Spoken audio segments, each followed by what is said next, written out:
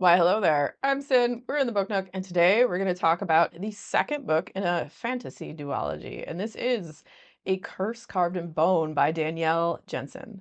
Now, the first book, I was like, is this stepmom porn? Because it kind of was. And then this book, let me state that I did actually really like this book, but the first page, I was like, what am I getting myself into here? Huh.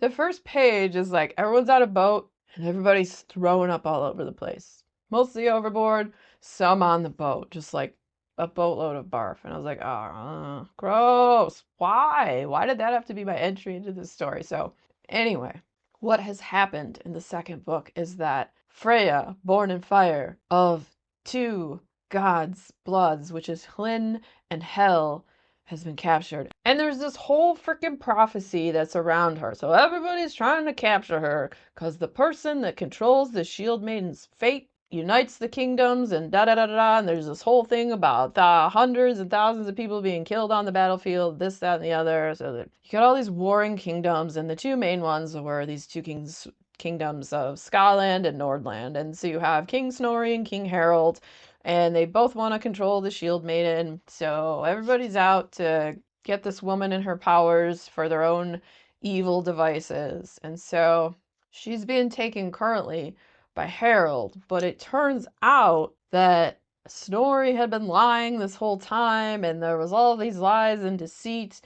Freya's all angry because her and Bjorn had fallen in love. Bjorn was originally supposed to kill her, but they fell in love, and now he's fiercely, like, protective of her, but she is never going to forgive him because he betrayed her, and now she's being taken over here by Harold, this, that, and the other, and so he takes her there, but she's like, I want to talk to Saga, which is the woman who is Bjorn's mother, also Harold's wife, that was the prophetess who gave this whole prophecy. That she's like, okay, if I talk to her, she just wants answers. She wants to figure out what is behind all this, like more clarity, you know? It kind of like holds on to the fact that if the Saga says that she should die, people are gonna kill her, but the king seems to want to use her for his own purposes. So, because if he controls her, people will shake and quake in their boots and whatever, and he can take over the lands and da da da. But it turns out like Harold seems like a very beloved king, and he has all of these unfated children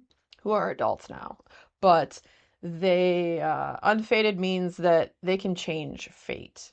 Others who are fated, they have a specific path that they will just end up going down no matter what. But the unfated, Harold has surrounded him, and he's like, talk to them.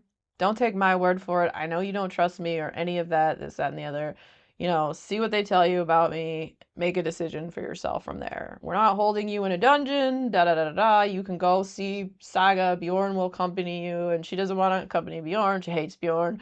Blah. You know how these go. It's kind of a romantasy too. So you have like, oh, her body yearns for him, but she hates him and she'll never forgive him. Blah. So it's one of those. And I did really like the story. There's some like crazy twists and turns. The love scenes to me were some of them were just a little cheesy. I feel like with the wording, they were still all right. Like I'm not super into smut, but there is some that I'm like, dang, that was good. It was okay, but it was a little a little cheesy for me. I don't know. But overall, like I like the story. I like the weird twists and turns. Like the whole like weirdness of how Freya was a daughter of Hlyn and Hel. So she has like this Hlyn, which is more, it's like good versus dark. So you're like, she's warring with herself, with her good side and her dark side within her. Because, the Hel, she can claim people for her mother, Hel, and send them there, and they don't get to have the glory of Valhalla. And Hlyn is like a shield that protects. So you have like both of these. And then, she doesn't want to use the power of Hel because she wants to protect people. She doesn't want to hurt people. And so like that's why these kings are trying to like get her and control her and all that. And so there's like war being fought over her. And so you have like these children of the gods running around, and it's one of those kind of stories. But the story I thought was pretty good. It's fantasy, so it's like the old gods and the gods' children's, and there's trickster spirits, and there's weird creatures, Huldras, and there's the wolves skull in Haiti, but they're not like the actual skull in Haiti. I think they're just I don't know if they're just random wolves. I like animals in stories. They were good eggs.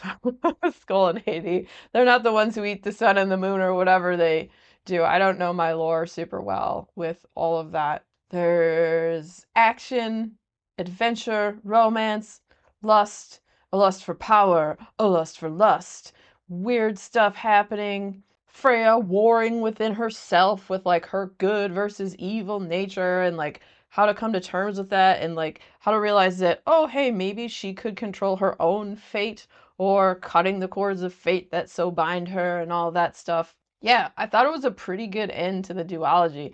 And the way they left it, though, there could be another one if the author did want to turn it into a trilogy. Because it was a very open-ended ending that made me feel like, I do a trilogy because it sounds like it, but I don't know. Maybe not. I feel like the ending was pretty satisfying ending. It ties up stuff pretty well. But could there be a third book? I think there could. Time will tell. So, if you like fantasy, if you like stuff that has to do with like gods and goddesses, and there's also a romantasy, then I would say the Unfated duology, which the first book was, I want to call it Rain and Blood. That's a Slayer song. That's not the first book. I'll tell you in a minute. Let me look it up. So the first book is A Fate Inked in Blood, and the second is A Curse Carved in Bone, and that's this one. And I thought both were pretty good. Would recommend if you like those kind of books. You gotta like smut a little bit, because there's definitely smut. There's throbbing and yearning and quivering and all that stuff. Fun story overall. I dug it. So, if you enjoyed hanging out today, hit that subscribe button, come back see me again, and we'll talk about more bookish things and weird stuff.